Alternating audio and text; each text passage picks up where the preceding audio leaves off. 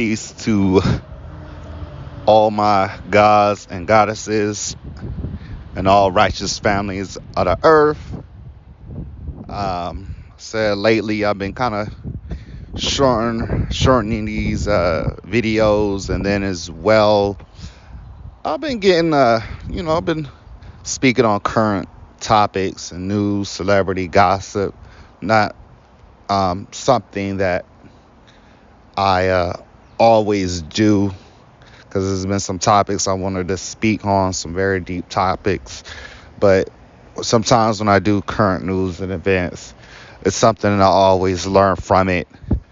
But this tape on the MarcoJah monologue tape series is called Drake versus Kendrick. And I've been wanting to do this for a while too. I've been out of a loop, fresh out the county. I've been free for a year. Like I said, I went to jail for a crime I didn't commit. As well, wish me luck on beating the charges. So I've been out of the loop of what's been going on.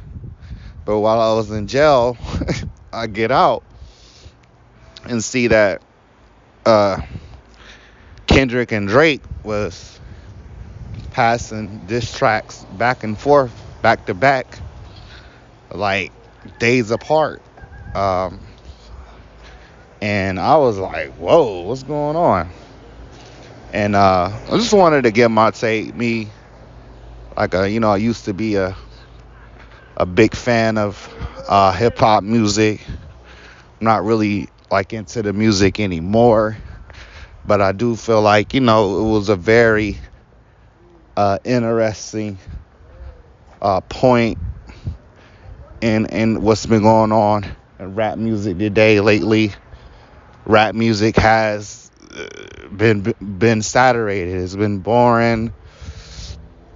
Rap music hasn't been charting, but I don't cheer on two black men getting at each other or feuding.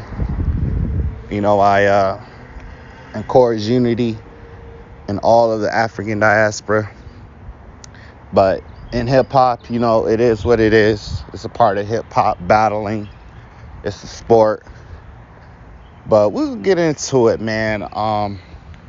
And I took my time to drop this tape because I wanted to really listen to the music, let it soak in, let it absorb, so I can give my take on it. But we'll go through each track, because I used to do music myself, so I'm real informative and real versed in giving my opinion when it comes to this. But I'm gonna really go into each track now, since I was out of the loop in the county jail for a week. I might not know the specific order of the diss tracks, but we'll get into it. Now, the first diss track was Like That by Future and Kendrick. And I thought it was, and Metro Boomin producing. I thought it was a hard diss track, man.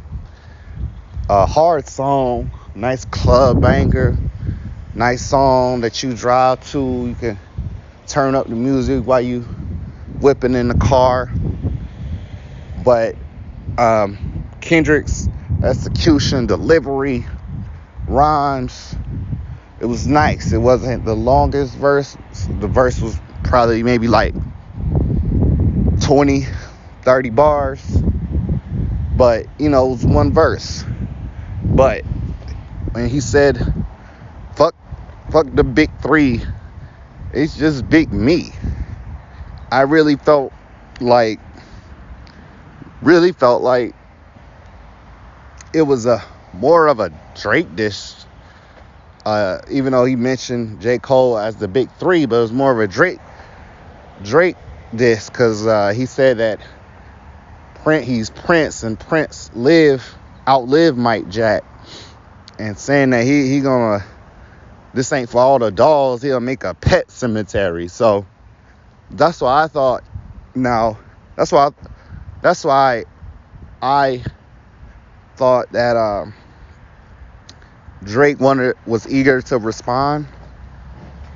Now J.Cole responded, which on my last tape on the rap game looking like Jerry Springer, he responded, and I told him, and I said I just felt like it was a little weak of him to diss and then take it back. But now I see, man, he was kind of smart doing that, because this beef and back and forth, it got personal and it got ugly. So I don't knock J. Cole no more for just staying clear out the way of the beef or whatever. And then he dropped a little EP, a little mixtape with it, and took off the song. Now, Drake didn't follow that. What did Drake? Yeah, Drake followed that with Drop and Give Me 50, which I listened to before I, got into the county jail. And I thought it was hard. I thought it was slick. The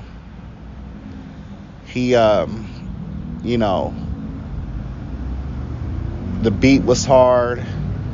He was aiming a diss at other people, made Rick Ross get it in the beef. It was slick. It was nice. It was longer than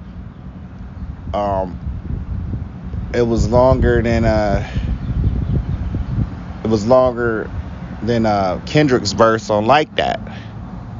But I want to point out that Drake was the first one who was calling out people's family members, and he said, I'll have security like I'm Whitney. Like, at first I'm thinking he was talking about Whitney Houston, but I'm like, nah, he talking about Kendrick's wife. But I thought it was slick. I thought it was nice. And during that time, I would have, gave it a draft. I think Drake had at that time the better diss track.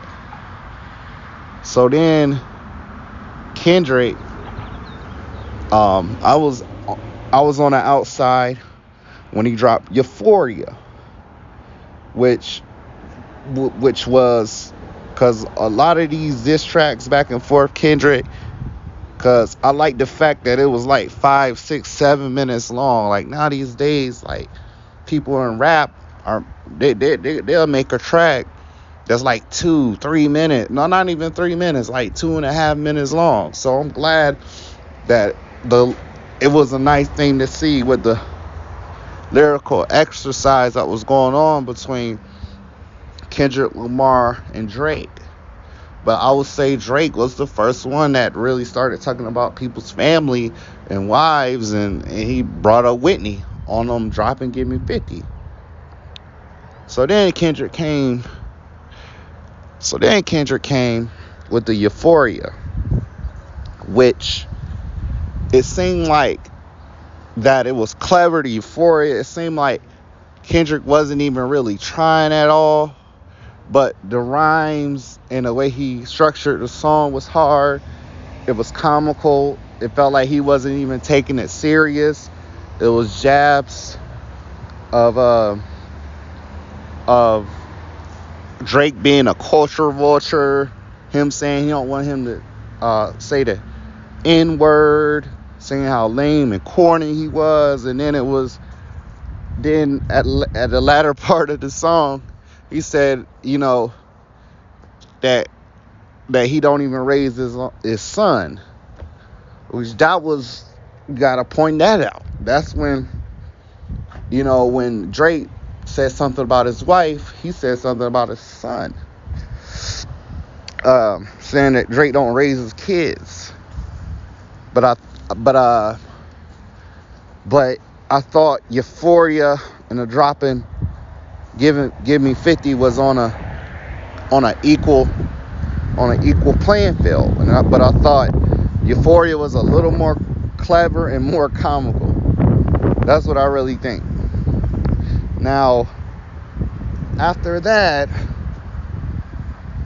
I want to say, and I could be wrong, because after that I was out of the loop. I got locked up over some bull. But after that, I want to say, Drake dropped The Heart Part 6, which I think that it was Drake's hardest diss track he had. It was either The Heart Part 6 or it was either Family Matters. But I don't know which one came first. But that Heart Part 6 to me was nice and nasty. And then it was a play off his song, Kendrick's song, The Heart Part 5. I thought it was nasty. He accused Kendrick of beating his wife and said, "Hey, I'll hit you, Whitney, but I'll make sure that it'd be a lot safer."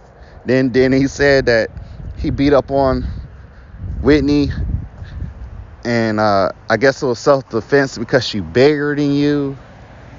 The short jokes, which Drake didn't let off of.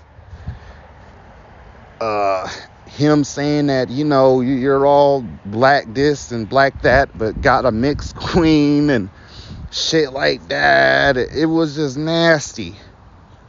It was just nasty. Then he was saying stuff about how his wife cheated on him and that his last baby ain't his. It just got nasty. He was saying that stuff. That Heart Part 6 was hard. Family Matters, it was alright to me. Felt like, it was alright to me.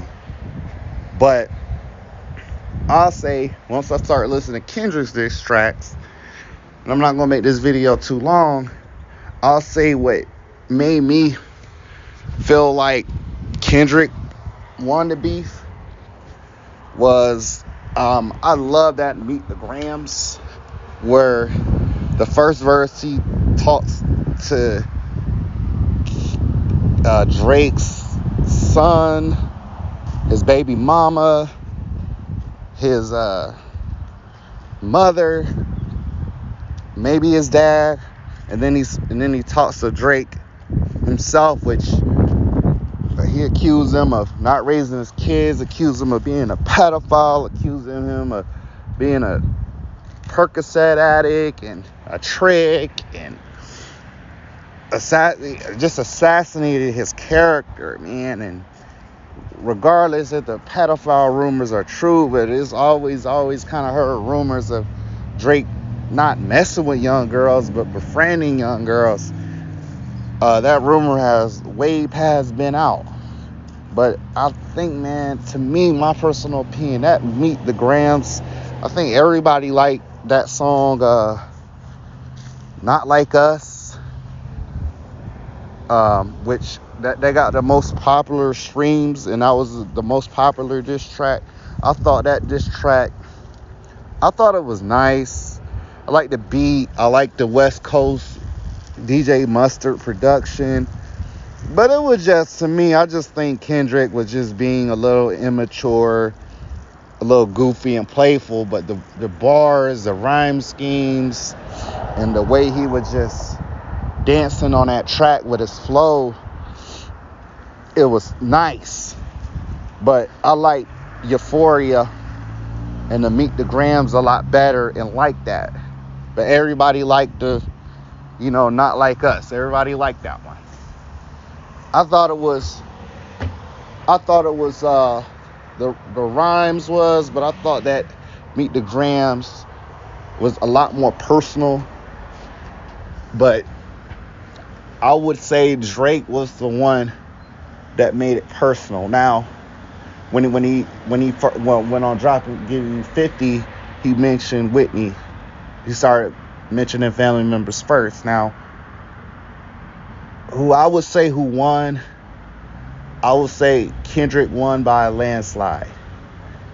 And what I will say about Drake is that I was kind of proud of Drake because Drake really proved himself and showed that he can keep up and rap with Kendrick and be witty and clever and brutal when it comes to this rapping and dissing and battling.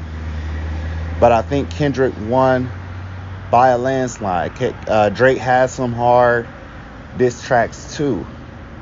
But it made me think as well, like, Drake, why wasn't you rapping like this 6 months ago, 5 months ago, when you dropped your album For All the Dogs, which I hated that album. I'm not hating on you, Drake, if you hear this, but that album was just garbage. And I'm just like, maybe you needed this to flex your bars and your flow. Cause that 8 a.m. and whatever 9 a.m. in Charlotte song was not it to me. I did not like that album at all. I liked Kendrick's last album, Mr. Morale and the Big Steppers, but it was a very laid back album, intellectual album. It wasn't an album for commercial like how Damn was, but I'm glad that, like, Kendrick's last album, it felt like a real Kendrick album, other than Damn, which it seemed like that album seemed like he was trying to appeal more commercially. He just wasn't as inspired. That's why he took like a 5-year break from dropping albums. But that's my opinion on it. I really believe that Kendrick won by a landslide. It was a good trade-off and back and forth. I would have to give it to Kendrick, but I think he won slightly. I do think it's a publicity stunt. I want to know, I don't know why it got so personal. I would say, man, if somebody was really dissing me like that, I would have to see them in person. Like, you talking about my kids. I know they saying, hey, it's a nice beef. I'm glad they can take it off wax. But I'm like, man, I would have to see. If I was like Drake or Kendrick, it would have to be like, I have to see you. Like, But you could see and tell that these rappers, they do not like each other. And the beef has been brewing. It's all started years ago when Kendrick dropped a Control verse, and Drake said he'll never want to work with Kendrick. Thought like he was being a little sensitive, and then Kendrick dissed him off that BET Cypher freestyle at the BET Awards during the time Drake dropped Nothing Was the Same. And Drake never responded. So I always thought that Drake was kind of scared to battle and diss Kendrick back. But for whatever reason, he decided to diss him. I still think it's a publicity stunt. I felt like the beef could have just been for play, for sport. It didn't have to get so personal. Because they was like trading back and forth, like, to me, man, what they was saying about each other, they were fighting words, man. If I was Drake, vice versa, if I was Kendrick, if I saw them in person, I would have to scrap, man. Me personally. But I just want to ask Drake, man, like, I'm glad you back, man. I'm glad you finally rapping some bars and having some good production and being clever, like dropping good music again, like, cause that For All the Dogs was terrible, man. I'm glad you back, Drake, man. I'm a fan of Kendrick too, but I'm like, dang, man, Where you been, man? We glad you finally dropping some nice bars and having some good production, man, for real. But I just don't agree with Drake doing now with the fingernail polish and tying his head up like a young little black girl getting her braids done. But um, that's my take on it, y'all. That's my take on it, man. I thought Kendrick, he won the battle by a landslide. It was good to see, but I'm still not really too excited with hip hop like that. Like I ain't into the rap scene no more. But it was good to see. I hope we can have some more younger artists who can trade off and make hip hop more interesting again. That's what I hope instead of like two guys in their late 30s, almost 40 years old battling. But hey, that's my take on it. Y'all have a good one, and I want to say peace to all my gods and goddesses and all righteous families of the earth, and y'all stay tuned on another one. Peace.